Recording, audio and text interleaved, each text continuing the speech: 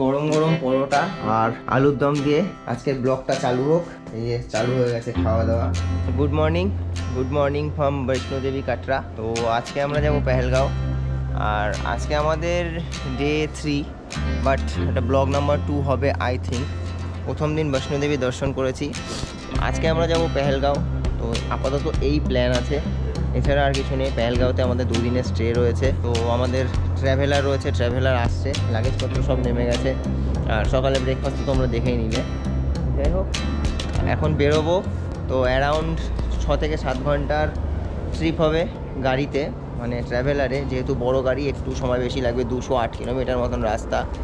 কি হচ্ছে না হচ্ছে, কোথায় কি স্পটে দাঁড়াচ্ছি, কি ভিজিট করছি, তো সব দেখতে পারবে। এই যে হেলিপ্যাড সার্ভিস রয়েছে কাটরাতে, তো তোমরা যদি মনে করো যে এসে চড়বে, তো এটা বুক করে আসতে পারো। তো ভাই চলে এসেছি। আর এই যে আমাদের একটা ট্রাভেলার।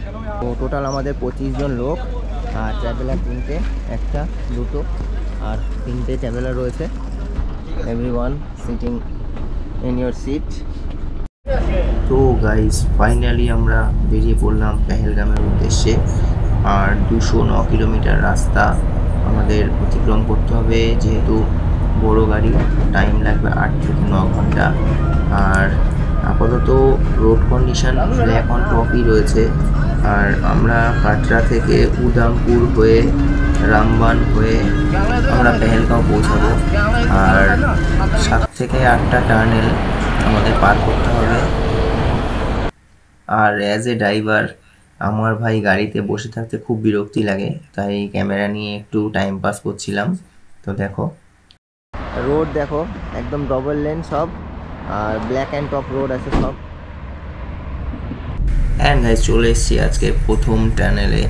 তো এটা হলো 9 কিলোমিটার মতন বিস্তৃত। ড্রাইভার দাদা বলছিল আমি, আর ভাই টানেল থেকে বেরিয়ে ভিউটা দেখো, মানে অসাধারণ। আর বলতে বলতে আমরা সেকেন্ড টানেলে চলে আসছি। তো এটা অতটা বড় নয়, এটা আই থিঙ্ক 2 কিলো থেকে 3 কিলোমিটার মতন বিস্তৃত হবে।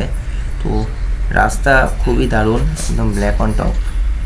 দাঁড়িয়েছি একটু, ভিউটা দেখো। এই যে ঝর্ণাটা যাচ্ছে, না হলেও 200,000 ফুট নিচে। অ্যারাউন্ড 4-4.5 ঘন্টা আমরা অতিক্রম করে গেছি, আর 100 কিলোমিটারের বেশি চলে আসছি। আর সামনে কাশ্মীর আসবে। তো গাইজ 4টে বাজে, আবার দাঁড়িয়েছি। আর ফাইনালি কাশ্মীরে এন্টার করেই দাঁড়িয়েছি। তো এটা কাশ্মীর, আর এখান থেকে আরও 70 কিলোমিটার আমাদের উপরে উঠতে হবে। তো ভাই কাশ্মীরে এন্টার করার পর থেকে ভাইবটাই পুরো চেঞ্জ হয়ে গেল।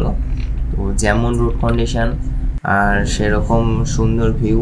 যেহেতু একটু সন্ধ্যা সন্ধ্যা হয়ে গেছে, আর ভাই বাইরে খতরনাক লেভেলের ঠান্ডা। আর সাথে সাথে আমরা এই যে পেহেলগাম গেটে পৌঁছে গেলাম। তো এখান থেকে টোল কেটে আমাদের সামনে যেতে হবে।